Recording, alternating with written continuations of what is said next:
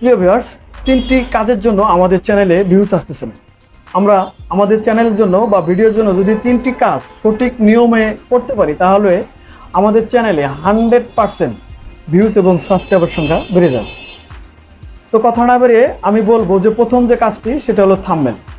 আমরা ইউটিউবের ভিডিওতে যারা থাম্বনেল ইউজ করে থাকি, আমরা যেভাবে পারি না কোনো থাম্বনেল একটা সেট করে দিই না, এভাবে দিলে আপনার চ্যানেলে ভিউজ আসবে না। অবশ্যই আপনার চ্যানেলটি থাম্বনেল এমনভাবে সেট করতে হবে যেটা দেখে মানুষ অ্যাট্রাকটিভ হয়, যে থাম্বনেলটি দেখে মানুষ আপনার ভিডিওতে ক্লিক করতে বাধ্য থাকে। তো এর জন্য আপনার থাম্বনেল তৈরি করার ক্ষেত্রে দুটো জিনিস মাথায় রাখবেন। প্রথম যে বিষয়টা সেটা হলো আপনার ভিডিওর ভিতরে যে মূল থিমটা একদম থাম্বনেলে দিয়ে দেবেন, যেটা দেখে মানুষ বুঝতে পারে যে আপনার ভিডিওতে এই বিষয় নিয়ে আলোচনা করা হচ্ছে।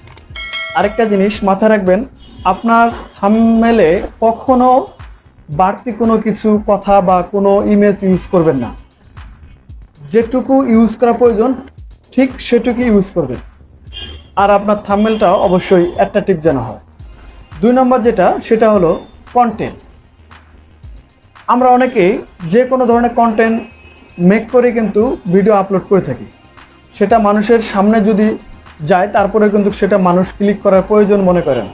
তো আমি আপনাদেরকে রিকোয়েস্ট করব, এমন কন্টেন্ট তৈরি করেন যেটা মানুষের প্রয়োজন, মানুষের সামনে যাওয়া মাত্রই সেটা মানুষ যেন ক্লিক করতে বাধ্য হয় এবং আপনার ভিডিওটা যেন পুরোটাই দেখে, তাহলে আপনি সার্থক।